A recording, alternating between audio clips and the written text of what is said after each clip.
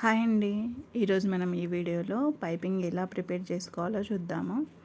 అది మనం loading piping వచ్చేసి ముందు ప్రిపేర్ చేసుకుంటాం కదా, అది ఏ విధంగా ప్రిపేర్ చేసుకోవాలో చూపిస్తాను. ఫస్ట్ వచ్చేసి మనం ఈ విధంగా క్రాస్ పీస్లు అయితే తీసుకోవాలండి. మ్యాక్సిమం ఒక బ్లౌజ్కి 4 పీసెస్ అయితే సరిపోతుంది, కొంచెం పొడవుగా ఉంటే క్లాత్. ఇప్పుడు మనం కట్ చేసుకున్నాం కదా క్రాస్ పీసెస్, వాటిని జాయిన్ చేద్దాం. ఎలా జాయిన్ చేయాలో చూపిస్తాను చూడండి. కొత్త వాళ్ళు కూడా ఈజీగా జాయిన్ చేసుకోవచ్చు.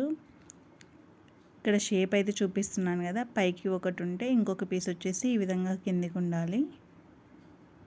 క్రాస్గా కూడా పెట్టొచ్చు, కానీ కొత్త వాళ్ళకు కూడా ఎవరికైనా రాని వాళ్ళకి ఈజీగా ఉంటుందని ఈ మెథడ్ చూపిస్తున్నాను.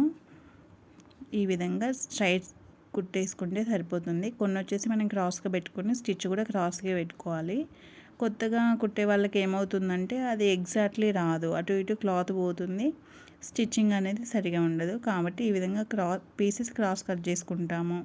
స్టిచ్చింగ్ జాయిన్ చేసేటప్పుడు కూడా మనం క్రాస్గా పెట్టుకొని సైడ్ స్టిచ్ వేసుకుంటాం, అంతే, ఏం డిఫరెన్స్ ఉండదు. మనం క్రాస్గా కట్ చేసుకుంటే సరిపోతుంది. ఈ విధంగా అయినా జాయిన్ చేసుకున్న నీట్గా వస్తుంది పైపింగ్. చూసారు కదా, ఇప్పుడు క్లాత్ అటు లాస్ట్ నుంచి లాస్ట్ వరకు ఈక్వల్గా వచ్చింది.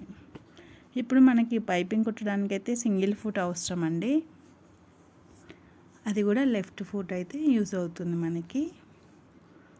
ఈ విధంగా ఆ పాదం తీసేసి మనము సింగిల్ ఫుట్ అయితే పెట్టుకుంటున్నాము. ఎప్పుడైనా మిషన్కి ఫుట్ పెట్టేటప్పుడు ఫుట్ ఉండేదాన్ని కొంచెం పైకి లేపిన తర్వాతే మనం ఫుట్ అనేది ఫిట్ చేసుకోవాలండి. ఇప్పుడు సన్నటి థ్రెడ్ తీసుకొని ఫస్ట్ వచ్చేసి ఒక ముడైతే ఈ విధంగా వేసుకుంటాము, ఎందుకంటే పైపింగ్ థ్రెడ్ అనేది జారకుండా. అట్లా స్టార్టింగ్లో ఆ విధంగా పెట్టుకోవడం వల్ల మనకి థ్రెడ్ అనేది కిందికి జారదు. ఇప్పుడు ఫుట్ దగ్గర పెట్టుకొని థ్రెడ్ పక్కనే మనకి సూది అయితే ఉండాలండి. స్టిచ్ అయితే మనకి థ్రెడ్ పక్కనే రావాలి. ఇప్పుడు మనం కట్ చేసుకున్న క్లాత్లో మిడిల్లో ఈ విధంగా థ్రెడ్ పెట్టుకోవాలి. మిడిల్లో పెట్టుకుని దాని పక్కనే స్టిచ్ అయితే రావాలి. మధ్యలో గ్యాప్ అయితే రాకూడదు. గ్యాప్ వస్తే ఏమవుతుందంటే మనం పైపింగ్ వేసాక కొంచెం అంత ఫినిషింగ్ అయితే ఉండదు, ఒక చోట లావుగా ఒక చోట సన్నగా ఉంటుంది. అలా కాకుండా మనకి నీట్గా మొత్తం బ్లౌజ్ మొత్తం ఒకేలా రావాలి అంటే ఎగ్జాక్ట్లీ మనకి థ్రెడ్ పక్కనే స్టిచ్ రావాలి. ఈ విధంగా ప్రిపేర్ చేసి పెట్టుకుంటే మనకు లోడింగ్ వేసుకోవడానికి అయితే చాలా ఈజీగా ఉంటుందండి.